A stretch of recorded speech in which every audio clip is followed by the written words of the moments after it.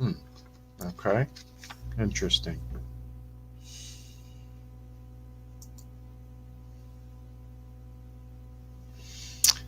Well, looks like we're having an issue on Periscope. Hmm. Okay. Well, Twitter appears to be having an issue. I'm going to keep trying to get it to work. We're still waiting for Kenneth to join. I sent him the link. Um, give people time to connect. And I don't know why Twitter isn't working, but we have YouTube and we have Facebook are both live. So for those of you just joining us, tonight is a special event. We have Ken Paciorek. I'm not sure if I'm saying that right, but he's going to join us here in just a few minutes, and he's going to talk about his experiences.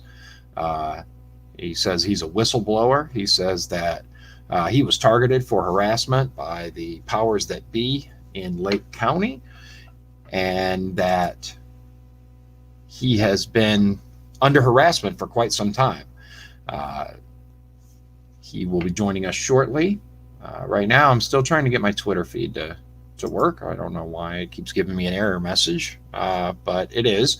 So we might have to drop the link for this to Twitter separately, but that's okay. Uh, I dropped the link to Ken. So I had wanted to get this set up, but unfortunately, I have a teenager, several teenagers, and they kind of got me distracted a little bit. So I wasn't able to get this set up as early as I had hoped, but that's all right. Thanks for joining me, everyone who is here.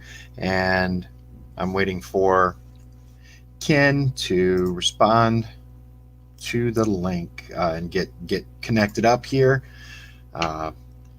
And interestingly enough, like I said, I am having an issue. I've never had an issue before with Twitter ever going live. Periscope is the app that it uses, and I've always been able to stream with no issues to Twitter. So this is curious. So give a little background on how I know Ken. I started running for Congress, right? As many of you know, putting the name out there, and Ken started following me, and we talked a little bit. I've never met him in person. I have talked to him before the last couple of days. I hadn't even spoken on the phone to him. We had just exchanged messages on social media, and I had seen some posts that he had put about being targeted for harassment and some issues that he experienced. So I said, okay, I'd love to hear your story and hear what's going on. And hi, Tim. Thanks for joining me. I appreciate it. For some reason, I'm having an issue with Twitter, but that's okay.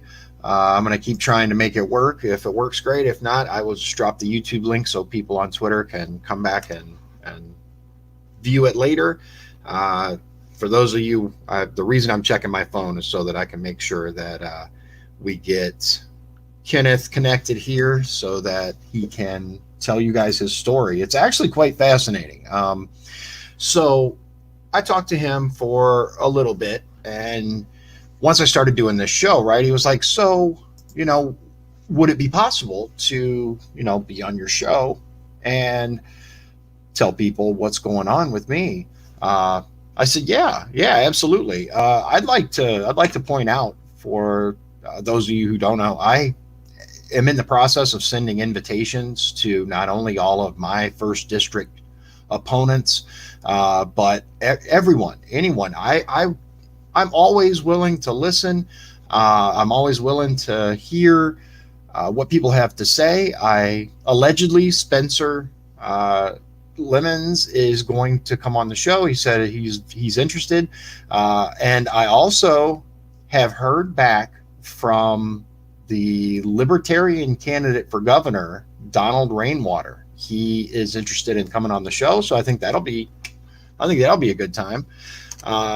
Yeah, Eric says He's been wanting to hear Ken's story for a while. He is a wily one, though. He is indeed. We have some. I have a few screenshots that he sent me that we're going to show you. I'm still trying to figure out how all this stuff works. So bear with me. It's going to be a little slower than some of the people that are, much better at this than I am. I think I'm getting better, though. Ken said he was going to go and that he'd be here shortly. So we'll see what's going. Oh, yeah. While we're waiting, Tim says the governor of Michigan just made it illegal to use your motorboat on the lakes and rivers to fish. Where will this governor stop? She just made an order making it illegal to visit your neighbor, even if you're 6 feet apart. Very draconian orders. I wholeheartedly agree. This is absolutely ridiculous. We have governors that, in my opinion, are vastly overstepping their bounds. What does a motorboat have to do with transmitting a virus? There's a lot more going on here than meets the eyes, ladies and gentlemen. I still wholeheartedly believe that. I think that this is a test run for totalitarianism. There's Kenneth. Yay. Okay. So he is now here. I'm going to add him to the stream. Kenneth, can you verify that you can hear me and I can hear you? I can hear you. Excellent. There he is. Okay. So Kenneth is not going to be on camera. That's okay. I have no issue with that. He's added to the stream. So there's nothing really to look at except the black screen. I'm actually going to take us both off of camera here in a minute so I can share the information that I have that he has sent to me so that you guys, ladies and gentlemen, can see this. Welcome to the show, Ken. Thanks for coming. Well, thanks for having me. So if you could just let us know a little bit about you and, you're kind of the beginning of your story. Yeah, well, I used to run a successful painting business for 10 years that I started when I was 22. And I kind of went in partners with the wrong person. And it has to deal with like the opiate crisis. Okay. So you were a successful painter for a number of years. You picked the wrong partner, and all of a sudden, what ended up happening? Well, we were flipping condos on Lakeshore in Sheridan. Okay, and, beautiful area. Oh yeah. And it was back then when they were just fixing them all up, and we're getting them for cheap. But she was my personal doctor, was unethical, and she kind of told me how to make money and get people to her clinic, and her ex-husband, which was a Paul Mary doctor. And I feel so bad, but I got so many people hooked on it. And then I just started seeing what was going on, and then she was telling me stuff, and I just, I wanted out. And, she then stole like almost $100,000 of mine that I saved up. And I tried to, put a lien on the project, and nothing would work. And I couldn't understand why. I tried to take legal action, and she's, I guess, well connected, and no lawyers wanted to help me, or they were just leading me on. But it was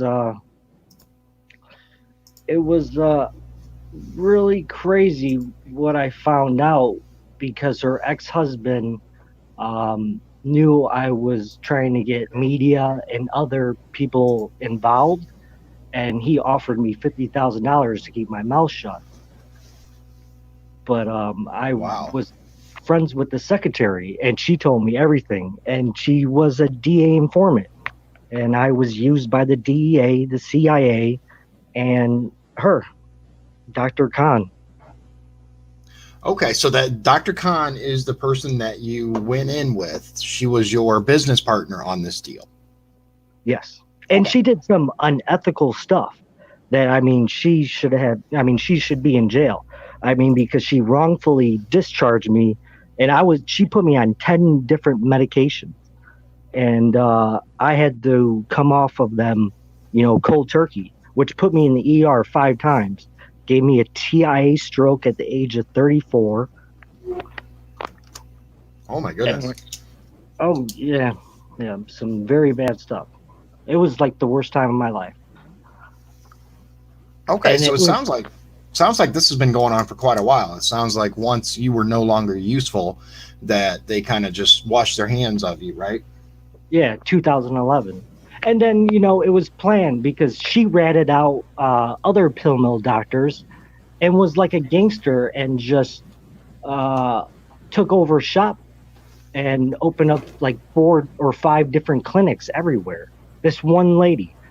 And she ratted out, there's a doctor called Dr. Rosenberg, Dr. Yanni, or he was on 55th and Broadway.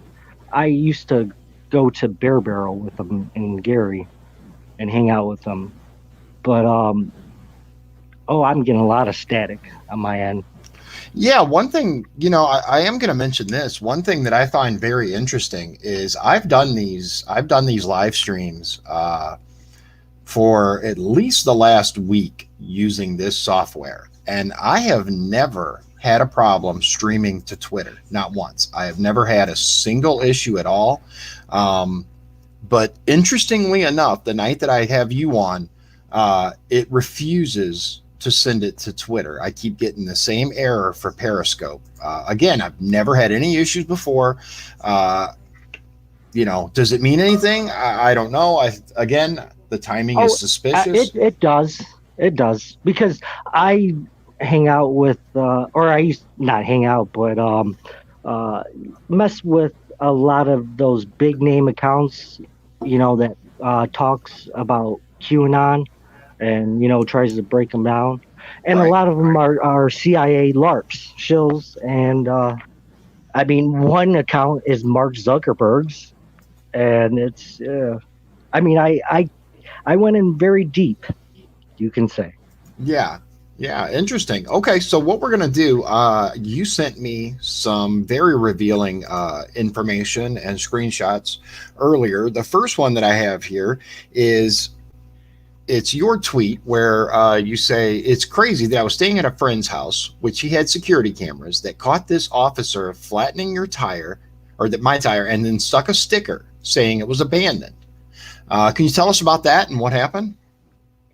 Yeah, I was. That's actually on a video. I have so many recordings and audio and visual. But uh, after becoming a whistleblower, there's tactics they use. They try to ruin you financially. They take away your transportation, and they try to discredit you and try to take away your support system, all for you to commit suicide. So there's no trace of that getting back to them. But that's gang stalking. And after I was jumping around from friends to friend's house because the police officers, were intimidating the friends I was staying at, so it made me have to move around a lot. At this particular house, he had security cameras, and I guess the officer didn't know, and I caught him. Uh, it's great evidence. It's visual of him, stabbing my tire, and then I have a witness of my roommate coming out there and seeing the sticker.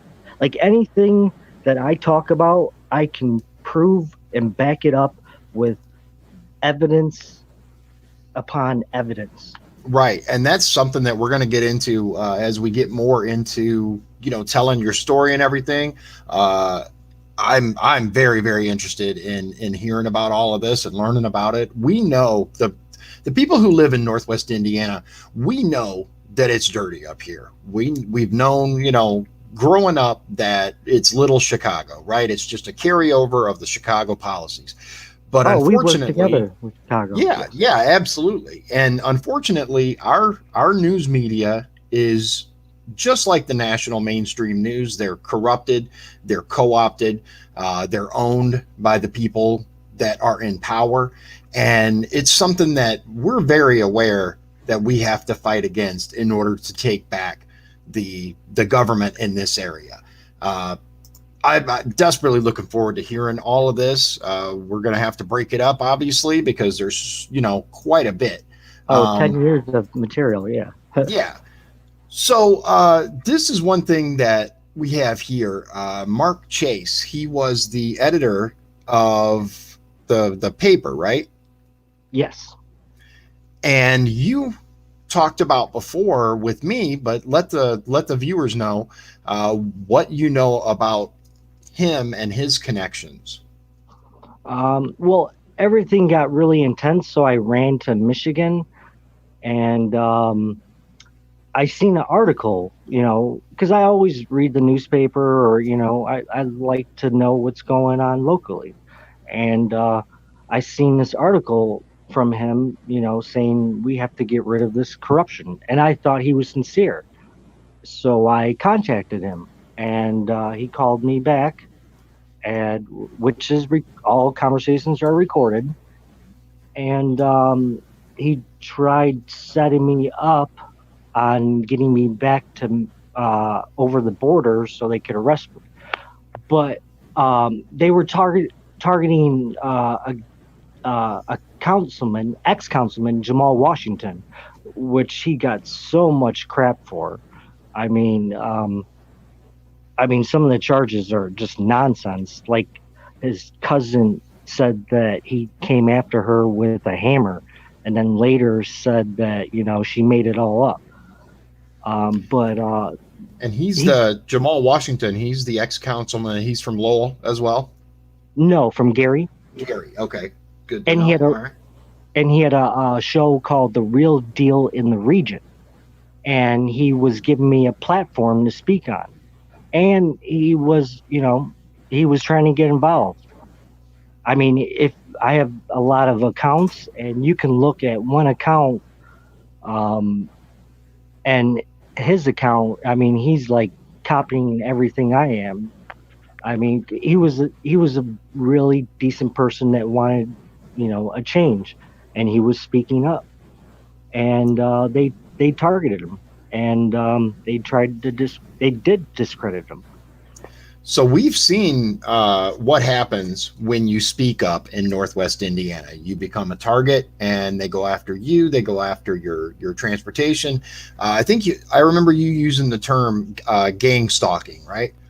Yes. Yep. Yeah, and I've heard that before. I just kind of wanted you to explain it. And it's where they go after you with a bunch of people, and it's to take away your support system. It's to make it to where you can't go anywhere, you can't get any assistance, you can't get any help. This has been going on for quite some time. Well, it's not limited to Northwest Indiana by any means. Yeah, that's targeted, and that's being a targeted individual. Gang stalking is just a tactic. It's psychological, like warfare that they use. It's all to mess with your head. And Okay. I mean, there's a big advocate, NSA whistleblower, Karen Melton Stewart, and she speaks out about it. It's from the DHS. I'm getting a lot of stats. It's you become on the watch list, a terrorist, which I was on it when there was only like 4,000 people in America. Wow. And Okay. So Eric has a question. Is Jamal the same politician that is in a court battle over a computer with his ex-wife? Is that the same Jamal Washington? yes, that is. It is. That's Okay. correct. Yes, Eric. And I think Levita was his co-host. I think she got suckered and played in saying those things because she made some accusations that Jamal was holding Levita in her house, Oh, against her and will. yeah, yeah, Right, right.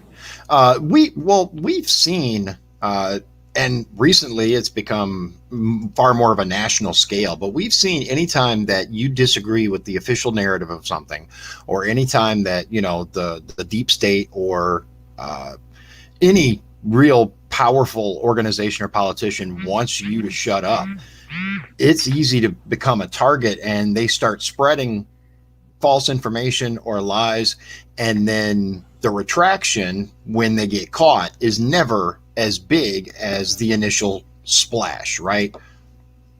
no, because everyone is kind of um, scared because they do know this goes on and they don't want anything happen to them, but they have to realize, I mean, who's not to say that this could happen to one of their children when they grow up. And that's the whole reason why I did it, was because of my child. They stole out of my child's mouth.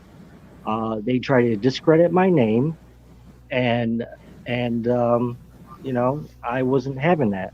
Right. I Well, didn't they want him to grow up in the future, yeah, like that. definitely. They came after your reputation, your family. They destroyed your business. They've basically pulled out all the stops, right? Oh yeah, and I mean, you can ask a lot of people. I was living well. I had a lot of money, uh, cars. I mean, uh, going out, girls at the time, uh, and but I felt that some. I mean, because everyone kept on telling me it's the government. You ain't gonna do nothing. Uh, it's just it is what it is. Take it as a loss. Right, and right. and And I if we understand still that. go on like that, it's just going to get worse, and it has. You can Yeah, see it right now. absolutely. I mean, look at General Flynn. The only thing the man did was, sign up as national security advisor, right, for Donald Trump. Uh, and what happens? They put out some lies and destroy his entire life and his Oh yeah. family. And this is a man that has served his country for years. If they can take down General Flynn, what do the rest of us have to hope for? Oh yeah. Uh, yeah. Ad- So I Admiral personally, Rogers. I mean, right, so right. many. Yeah. Oh yeah. So I personally, applaud you for your conviction. I applaud you for standing up and working against the powers that wanted to destroy you. Here's the screenshot that we have up right now is Lowell Town Council President William Farrellbeg has resigned amid a porn posting on Scandal, to which he claims innocence. Right. So he resigned. Now that's news. But the interesting part is the next screenshot that we have that you sent me, which is where you had talked to him a couple of times, and he tells you, "I seen you have done a lot of work at your house this year." Now that is very, very interesting to me, because how would he know what you've done at your home? Yeah. Exactly. And I was calling because I knew some shady stuff. I mean, they in Low. I love Low, and I will fight for Low for as long as I live. Uh, but I mean, they closed the polling, places early. I mean, and they were having one of Will's guys giving out cards and free stuff, to vote for him.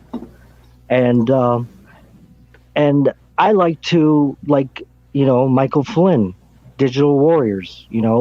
We are the news now. I mean, and citizen journalists, Oh and yeah, that's what I thought. And I go around and I try to dig up some stuff, and absolutely, and absolutely. there's everything is on social media. I mean, there's sites that you can do a background check, like instant checkmate.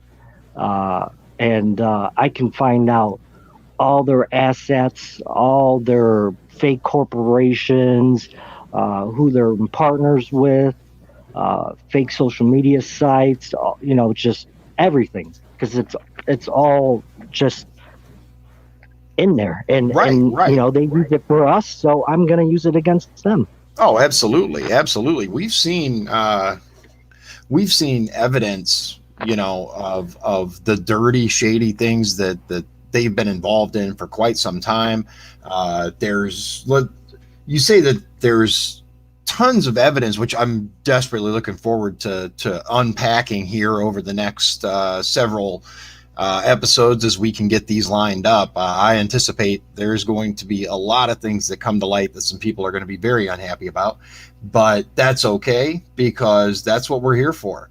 That's what you're here for, and it's why I'm doing this. It's why I'm running for Congress, because I want a better place for my kids than what we have now. We've known for many, many years that if you're not part of the elite, if you don't have the blessing, then you're not going to get elected. Enough people have woken up, I think, that we can start to take that system down, and that's the hope. That's kind of what it's all about. And if I can bring some awareness in the meantime, then awesome. We have so much to cover on this. One of the interesting things that I saw earlier, I don't know if I put it here. Yeah, I don't think I actually put it in OneDrive. But that's okay. We are going to be unpacking this over time. Mark Stevens says, good old Kenny. Hi, Mark. Thanks for joining us. Again, I can't explain it, but for some reason, my Twitter feed has worked before this. This is the first time I've ever had a problem, and it seems to be on the night that Ken wants to tell what's going on. Now, the good news is my Facebook, my YouTube are working fine for the stream, and it will stay on my YouTube, so I'll just drop the link in Twitter when we get done, and everyone can follow along there. But so what kind of things have you experienced? You talked about like them slashing your tires and ticketing you. You've shown me pictures, which will, as I get, again, let me interject real quick. I apologize for being a little slow on this. I'm not quite as good at the whole YouTube live stuff as I hope to be at some point. I want to make sure that I get this stuff on the drive and to where I can share it quite easily, and you guys can see what's going on as I kind of follow along with it. I want to make something clear. I have seen a lot more than I've been able to put out there, but we are going to make sure that these get lined up and are able to be shared a little more easily than what I have right now. I figured tonight we can get a good intro. We can hear who Ken is, what he's been through. We're going to have a lot more of these coming up. I am fascinated by this. We know that there is corruption. We know that there are things going on in Northwest Indiana. I myself have had some interesting experiences. My wife has been followed home. There were footprints in the snow outside my son's window. I anticipate that things are going to kind of pick up as the election goes on. There is a reason that I have the sticker in the back window of my truck that I have, which is the American flag with the Second Amendment on it. I am not concerned about intimidation. I worked at a maximum security prison. I've heard insults and threats that I had to look up. But from an ordinary citizen's perspective, these things can be very, very intimidating, right? You being followed, being targeted. Oh yes, but it's just a fear tactic, and when you overcome that, I mean, it's unlimited of what you can do, and it shows what I've done. I mean, I confronted these people. Like, I mean, I don't know. Maybe I'm just different, but I mean, I can see from other people because I mean, they did it to my friends, and no one would want to mess with me, which I understood because who wants to have a cop sitting outside your house? But I Right. mean, they were I a black truck used to follow me all the time. I have it on live, and he tried running me off the road, and it was a undercover cop. I mean, they've done I was beaten up twice, uh, and thrown in jail like 15 times in a matter of a couple months, racked up like $15,000 in bonds. But right now, I have so much support from the police and and firefighters. I mean, politicians. I mean, it's it's totally different, and no one should be having fear anymore. I mean, because I think everything is okay and the good guys are in control. That's And yeah, that's one thing that I will agree with you on. I think that the winds have shifted.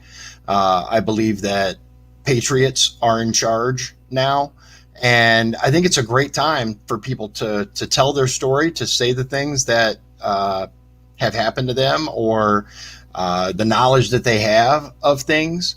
I am looking forward to hearing much more about this, about being able to show you guys. Now, I do want to clarify something. I don't have any evidence personally. Ken has all of it. So, if just so and you're aware. another organization. Yeah, No, I I wanted do to have ask you, it's do you great. have like a Hitman switch set up or something, just in case something happens? Because they're really easy to get now, to where documents are sent to someone Oh or to yeah, organizations. everything is spread, and I don't know. Maybe there's an organization called the DIA, but I do have good intel. I'm not going to say who yet, but I've been helped along the way by good patriots. Good, good. That's something that I want to make sure we clarify too. Is it's very easy to look at what happened to you and say, oh wow, the police are bad, or these people are bad. It's not the organizations. It's the dirty actors in them. It's the people that say, hey, you go do this.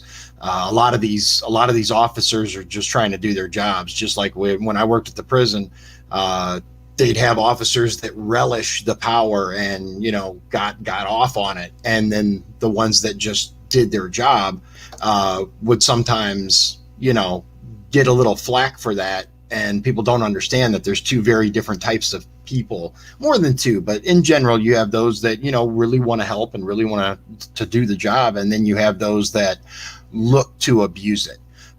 So Almost definitely. I mean, I was in jail wrongfully for a year, so I know. I got perspectives on both sides. right, and From that's a good point. I mean, we've seen, if anyone, this is a good time to drop this. If anybody doesn't understand exactly how twisted the criminal justice system is, I highly recommend that you watch on Netflix. It's called A Survivor's Guide to Prison, and it is a great view of what's going on with our criminal justice system. It has been co-opted by bad actors. The laws that govern it, see, they don't apply to the people with money and power. They only apply to the regular people, right? it's rigged. It's rigged. Like George Carlin used to say or said, it's a big circle and we're not included. It goes with Yeah. the judges, the prosecutors, the attorneys. They're all in it. And I have information and about that we can speak later. about. But Yes, absolutely. Here's the thing. This is what I want to make clear to everyone. This is Kenneth Ken. Sorry, he prefers Ken, so I'm gonna use Ken. Uh, this is his story, his opportunity to tell his experiences and what has happened with him over the years. He says that this has been going on for about the last 10 years, right?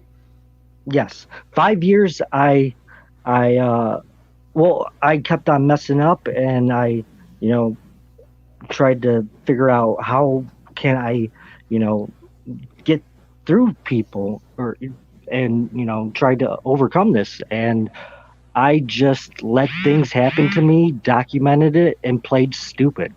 And then I told myself I would come out at the right time, and I didn't tell a single soul. And as soon as the FBI raided the county building, that's when I started a page that was very popular, and I went full blown. Right, right. And I think a lot of people, like, I call us, regular civilians, which I was before I, ran for this. And I think a lot of people don't understand exactly how deep the tendrils go. They don't understand how connected everything is, as far as the corruption and the judges working together with the prosecutors. And I don't know personally. Uh, Okay, so Dan has a question. He says, I'm not saying you're wrong about the criminal justice system, but if it doesn't punish the rich, then why is Bernie Madoff in prison? Did he just steal from the wrong people? No, Dan, I'm not saying that no one rich ever gets caught. I'm not saying that at all. What I'm saying is, let me try to explain it from a little There's a different lot of perspective. bias. Didn't Yes. Michael Avenatti just get off because of the Yeah. virus? I I'm mean, look at not sure he Julian tried. Assange. Julian Assange has been, stuck. Right, right. I And I've mean, heard we've bad. I'm we've sorry. seen, yeah, no, you're fine. We've seen all kinds of issues with people, the super wealthy, right, getting off with a tiny little slap on the wrist, uh, or nothing at all. We've had, if you look up, God, I can't think of the name of it, but there's this guy who was arrested, and then he said he doesn't know right from wrong because he was rich. Do you know which one I'm talking about? That story. I can't think of the name of the term for it. Can somebody remember? It's like it's so ridiculous, and the fact that the judge bought it and said, "Oh yeah, you're right," just shows how ridiculous it is. Uh, I I mean, just take like what they're claiming Trump did with Ukraine. I mean, we have actual video evidence of Joe Biden saying this, mhm, and nothing. right, I mean, there's right, so much bias, and it's who you know. right, exactly. And Yeah, and then when it gets down lower, it's like us just organized crime. They got this thing rigged, and I know all about it. right, And I exactly. hate seeing good people getting screwed and getting stuck in a system because they don't know, what to say, or what. I mean, it's just it's it's messed up what's going Right. on. Well, my whole thing, back to Dan's question. I'm not saying that there are no instances of rich people being arrested or tried, but let me see if I can give it to you like this. So, someone who has money, right, and I mean like millions of dollars money, gets arrested for whatever charge, and someone who doesn't have money gets arrested for the same charge, right? Bond is set at, let's say, $500,000, right? $500,000 to this person is nothing. It's no problem. And then they're able to work on their case from outside. The person who doesn't have it, they have to sit in jail. And if you've ever been to even a county jail, it's you It's way can't worse you than prison. It's horrible. It's absolutely horrible. You can actually do far more with arguing your case and doing library research and all of that from state prisons than you can from county jails. The conditions are worse in county facilities in many cases. Paul responded. Thank you, Paul. Ethan Couch of Texas is the guy that I recommend you look it up, because it's mind blowing at how insane his defense was, and the fact that it was accepted is just nuts. So yeah, back to what we were talking about, Ken. You've been a target of harassment. You had your life virtually destroyed because you chose to stand up, because you chose to say this is not okay, right? So what makes now, what's caused, I know a lot of people have wanted to hear this for quite a while. What has kind of given you the courage now to go more public and to bring out all the evidence that you have? Because I see it's the perfect timing. Timing is everything. And there's a big movement around in the region. And I just, I'm getting censored a lot, and this would help out. And I support you fully. And I'm trying to help you out because I know of these other people that are running for, that position, and they're not good people. And, it all starts. You have to get involved in politics or you're never going to change anything. It's just always going to be the same thing. Right. And that's kind of my thought. I've voted. I've tried to support candidates. I've tried to do everything that I can do to kind of change the system. I've donated to campaigns. I've done the things that I thought would bring about change. And until Donald Trump, I really didn't see any changes. I didn't see anything that was any different. The same lies by the same politicians. Broken promises. Right. Broken promise after broken promise. The one thing that I can say definitively is that Trump made a series of promises to the American people, and he's been the only one that I've seen that has kept the promises that he's made. And promises made, promises kept. There's a reason that's a slogan. And I was really inspired that, the only way to change a system is from within it. We can stand outside of it and look at it and go, we can call out issues and we can point to issues. But I think that the only real way to affect permanent and lasting changes is within the system. It was why I became a correctional officer. It was just not, I have that story on Twitter. I won't bore you guys with it, but it wasn't what I thought it was. I thought I was going to be able to go in and make a change and make a difference. And the system is very, very much rigged. Eric said, I posted earlier, if you want to reform the criminal justice system, take away white collar crimes of embezzlement and such. Grand theft is grand theft. I agree with that. White collar is simply a way to get away with things that normal everyday people can't get away with, or at least get a much lower sentence. There are people all across this country who are serving sentences because of plea deals, because of the push for prosecutors for conviction rates. These people, if they had money, could have fought their case from the outside. Oh yeah, or just have the knowledge. Right. And that's another thing. We see that the criminal justice system is greatly biased towards those from a poor background. They don't give them as much access. Let's face it, if you have tons of money, you can hire the very best lawyer. You can, fight your case from outside, or you can at least, if you want to, represent yourself, you go, you learn. It's really, really difficult to do that from behind bars. Now, there have been people who have done it, absolutely, and done so successfully. But it's much harder from inside, county jail or prison to fight your case than it is from outside. And it's something that they utilize, right? Because you can go home now if you take a plea deal, right? Or you can sit there for and that's years. How they trap you, because it's so hard for them to succeed that much of a time of not doing anything wrong. And most of these cops, or not most of them, but Yeah. a lot of them, I mean, kind of set people up. And I know all about that.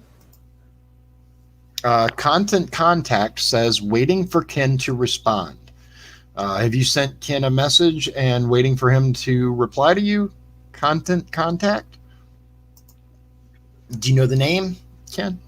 No, never heard Okay. of it. Fair enough.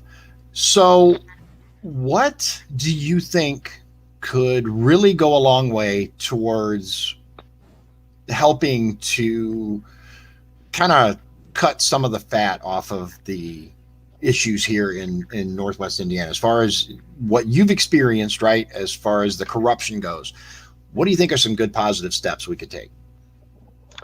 I mean, it's all, there's an agenda, divide and conquer. But if we unite, we are much stronger together. And if they did a little research, just like on you, or, any of the, officials running, like Westerkamp for Mhm. the Indiana AG.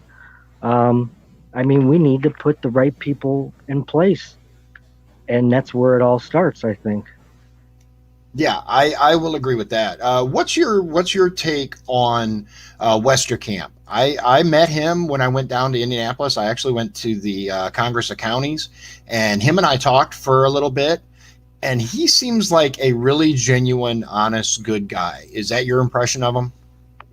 Yeah, I mean, any if he's the only one that says the word corruption, uh, you know, makes me want to know a lot more about him. I mean, Right, right. and That's that's one what I thing. do. I forgot how we met, and I just, looked into you, and I mean, your background, you know, picture with Seth Rich really hit me, and I just, communicate with you, and I knew you were for real, and I have a good, you know, judge of character. Right. So one thing that I did want to point out for those of you, when you mentioned corruption, that reminded me. During the time that I was down there, I got a chance to talk to Westerkamp for a little bit, and one of the things that I asked him was, so we have these various prosecutors, right? Lake County is an example, that don't want to prosecute for certain things, right? Uh, what's your take on that? And he now the other guys running for AG, they were all about, oh, you got to maintain uniformity and the standard answer. His answer was, I think we have a lot bigger problems with things like corruption than worrying about a little bit of, like, the specific question was, like, for Lake County, they didn't want to prosecute some certain like marijuana charges, things like that. He says we have much bigger problems with things such as corruption than we do with prosecutors not wanting to prosecute for little marijuana crimes. He goes, if I'm going to invest time and energy into going after prosecutors, it's going to be for things like corruption. And my ears really perked up on that. And all of a sudden I was like, oh, okay, maybe we do have somebody who gets it. Uh, that's one thing that I did want to put out there, and it's one reason why I've been such a strong cheerleader, right, for Mr. Westerkamp, because I think he truly gets it. Oh, I agree. So Dan said, I met Ken a couple of months ago when he came to Operation Combat Bike Saver with Senator Todd Young. He definitely seems like a good dude. So you got a chance to actually meet him. I have only spoken to Ken on the phone and via social media. He's a very elusive figure for good reason. I mean, look at what has happened. Just a little bit that we've shared today is making me want to hear, what else he has. It goes back a decade. We're looking at a decade's worth of targeted harassment, of people working actively. Just the few screenshots, and by few I mean a dozen or so, maybe more, that he shared with me real quick, has made me really, really want to hear the whole story. And it's something we're going to be doing over several episodes so that everyone can see what's happening here and what we are looking at. I think that we're just barely scratching the surface. I am all for exposing corruption. I am all for seeing what is going on. Eric asked, does Curtis Hill deserve what they are doing to him? They have lined up their ducks against him. Yeah, unfortunately, Eric, I don't think Curtis Hill he's not going to stand a chance, because they have gone out of their way from the beginning to make sure that he's not going to be the AG. We're going to get a new AG. I will say that the only evidence against him seems to be word of mouth. I have not investigated. I'm not a prosecutor or a lawyer. I haven't looked deeply into it to see. I've just heard that this person claimed this person claimed that. We do know that the governor distanced himself from Curtis Hill from the beginning. So I do find it interesting and convenient. Unfortunately, since the suspension of his law license, the Indiana judicial system moved quickly to make sure that he won't be able to serve. So we're going to get a new AG. It's just which one, right? I know that we have Westerkamp running. We also have, I forget the other names. I can't think of it right now. But me personally, Westerkamp is the one that I'm really, really paying the closest attention to. So if anybody has any questions, this would be a good time, because we got about, I'd say 10 minutes maybe left. I don't want to go any more than about an hour. I think break this up. I will try to do a better job of having the stuff ready to show you as far as documents go. There's a lot. I know we did this on short distance. Right. Time, and just because I kept on seeing, some stuff, and I just thought it was perfect timing, and it'll get better. And right. I will provide a lot more good, entertaining information. Right. Ken has lots and lots, just the tiny bit that he showed me. There is so much that he has. And I have to say this as my disclaimer, this is not my evidence, it's his evidence. I have no reason to doubt what he has, but I can't speak to the veracity of it. I haven't had any defamation lawsuits yet. So right. I've been speaking out on some big names. Yeah, and we're gonna uncover so much more. He's gonna share with us some of his most important and critical names that he has information on, and I can't wait. I'm really looking forward to it. I'm learning all this just as you guys are. I don't have any insider knowledge. I don't have anything more than you're going to see. I get the information. I uploaded it to the drive so that I could share it with all of you, and we're going to kind of go through this together. So I'm learning about it just like you are. Eric says, keep your head up, Ken. Interesting story. Yeah, one thing that I did want to kind of touch on going back when you talked about Dr. Khan, there was a lot. Now, I don't know about Dr. Khan because I'm a little bit further east, but there were a lot of doctors that were just handing out prescriptions, right? That were just handing out really, really jumping in feet first on this opioid epidemic. And my question is, why aren't the doctors being held accountable for this? Why aren't these doctors, because they were just as complicit, and not only just handing it out, but then suddenly cutting people off, which really, really contributed, right? Yeah. I mean, they're in it with the CIA and DEA and local police. I mean, you got to have that power to do stuff like that. And it was planned to push heroin in. I mean, everyone used to be able to doctor shop and get unlimited supplies of anything. And then all of a sudden you're cut off with no programs.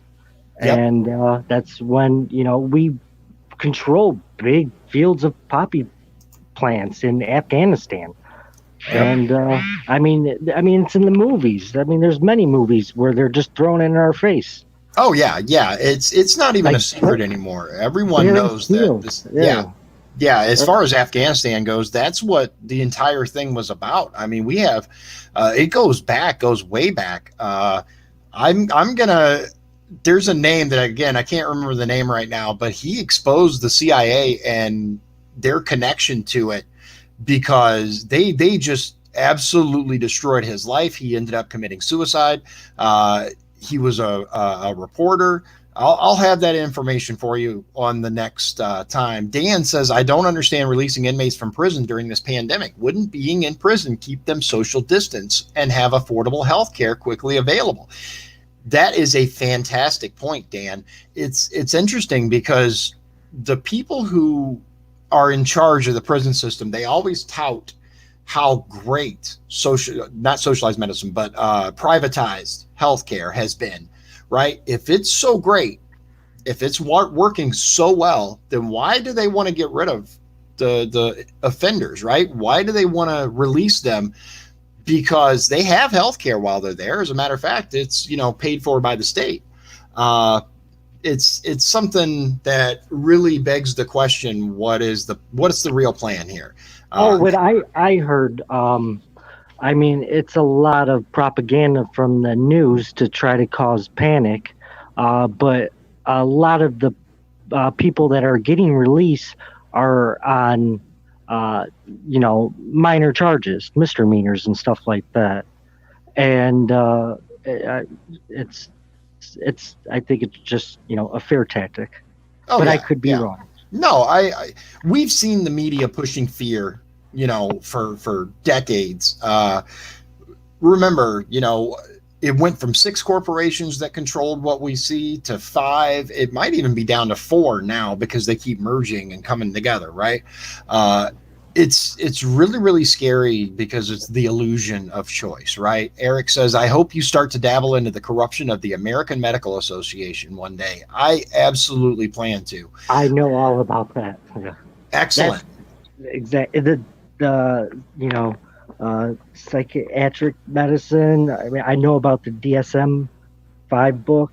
I know all that stuff, and it's very harmful to us. Oh yeah.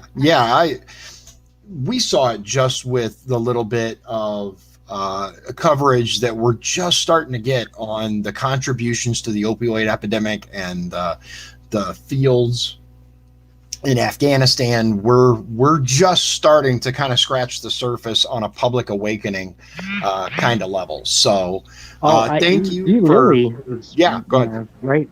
E-Lilly is just not too far away, and they control a lot of people over here. Oh yeah, absolutely. That's one thing that we've seen too is they contribute a lot of money to a lot of campaigns in order to keep people in power that will let them do what they want. Michelle says, my spine surgeon was fired for supposedly performing too many surgeries and got no answers after one surgery and had a hard time finding a new surgeon. Don't even know who you can trust anymore. I agree.